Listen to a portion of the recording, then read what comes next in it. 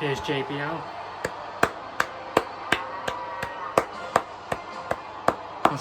Possibly my favorite heel commentator.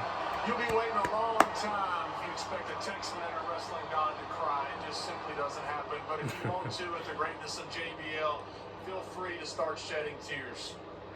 30 years ago, I got the honor of starting every game in a World League inaugural season. The second year I came back expecting the same, and I got cut. And at that time, I realized this is actually really good fortune, because I now get to realize the dream I had as a kid when I told my grandfather in Sweetwater, Texas, one of my youngest memories, one day I'm going to be a pro wrestler.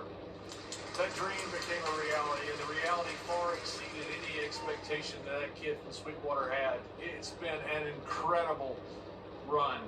I cold called Brad Rygans, went up to Minnesota and trained, and then I came back down to the Sportatorium, and I walked in on Friday afternoon, TV taping day, and I knocked on the door, no experience, no matches under my belt, and James Beard answered and took me to Skandar Akbar, and I said, I want a job. And they said, Lou Perez has no show to event tonight because of travel or something, and we need somebody in the main event. So they told the champion, Rod Price, just go as long as you can. You don't know if this kid can even wrestle.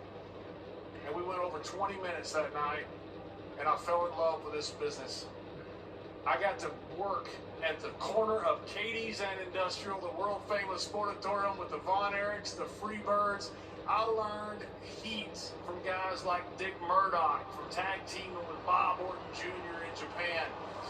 Years later, when I got a job working for Otto Vance, I'm in the Hauptmark in Vienna, Austria, and I'm wrestling Luke Poirier for the championship, and I got so much heat that night that I realized I'm not going to make it back to the dressing room. And here comes Fit Finley, leading the charge out of the dressing room with the boys behind him to make sure I made it back. And I didn't know it, but a guy behind me had pulled a butterfly knife and was about to stick me in the back. And when he saw Fit Finley, he dropped the knife and ran. Years later, I fell in love with that white heat. If you've never been out there when you don't know if you're going to make it back alive, you haven't lived. In El Paso on Mother's Day weekend, I gave Eddie Guerrero's mother a heart attack on Mother's Day weekend in her hometown while she was honoring her late husband, the legend Gory Guerrero. The police had to escort me all the way out of town and told me, whatever you do, don't come back. We can't guarantee your safety. And that started the incredible run of JBL. JBL would have never existed if it hadn't been for Eddie Guerrero. I wish Eddie could be here today. So SA, thank you. The Attitude Era, I got to R.I.P. Eddie. Such a legend. And I can live 1,000 lifetimes, and I'll never have a friend better than Ron. When I told him we're going to drink beer on television, he said, that's the best idea I've ever heard. People ask if the APA was Ron and I just ramped up. No, the APA was Ron and I toned down. Man, we rode the roads and had one heck of a time.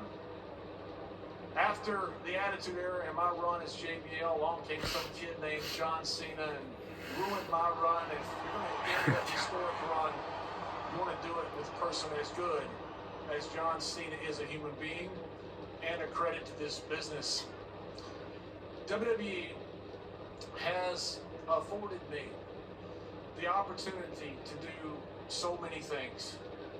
I've got to go to visit the troops in Iraq and Afghanistan many times. I've got to work with charities all over the world. And people ask me often, what would you do over again? My question is always the same. Every bit of it. I had a run, and I'm damn it great. One more time. To stand in that WWE ring and hear Viva la Raza, hear Eddie Guerrero lying and cheating and stealing coming down that aisle. Or to be in a WWE ring and the lights go out and Undertaker, dong, dong, come out of that purple haze. One more time.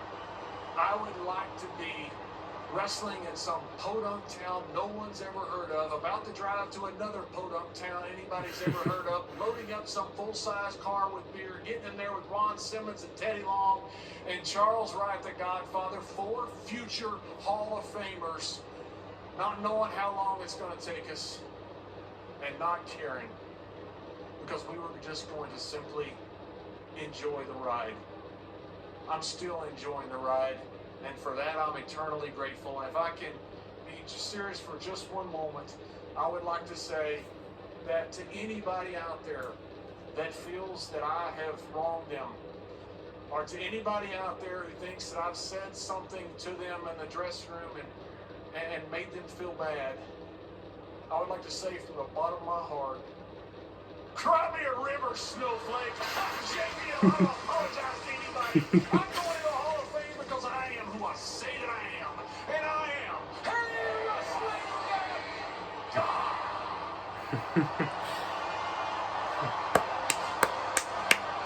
I love JBL.